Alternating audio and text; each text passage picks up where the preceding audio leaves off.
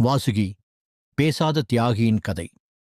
ஒரு காலத்தில் தேவர்களும் அசுரர்களும் மீன அமிர்தம் விடையென்ற பார்க்கடலை கடைய தயாரானார்கள். மலை இருந்தது, சக்தியும் இருந்தது. ஆனால் ஒரு விஷயமில்லை, கயிறு.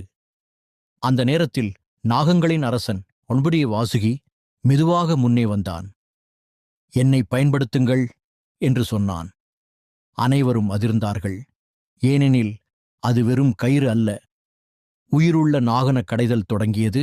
ஒரு பக்கம் தேவர்கள், மறுபக்கம் அசுரர்கள். வாசுகியின் உடல் இழுக்கப்பட்டது, முறுக்கப்பட்டது, வலியால் நடுங்கியது. ஆனால் அவன் ஒரே முறை கூட கத்தவில்லை. இரபுல்லுரிஜிரீலி விஷம் வெளியான தருணம். அசுரர்கள் பிடித்திருந்த வாசுகியின் வாயிலிருந்து கடும் விஷம் வெளியானது. அசுரர்கள் சிரித்தார்கள். ஆனால் வாசுகி நினைத்தது ஒன்றுதான், என் வலியால் உலகம் நலம் பெற வேண்டும். அரியடிட்டாற்றப்பர். அந்த நேரத்தில் சிவபெருமான் அங்கே தோன்றினார். விஷத்தை அருந்தினார், உலகை காப்பாற்றினார். அந்த நொடியே சிவன் வாசுகியை பார்த்து சொன்னார், உன் தியாகம் உலகம் மறந்தாலும் நான் மறக்க மாட்டேன். அன்று முதல் வாசுகி சிவனின் கழுத்தில் மரியாதையின் சின்னமாக இடம்பெற்ற இந்த கதையில் அமிர்தம் குடித்தவர்கள் புகழ் பெற்றார்கள்.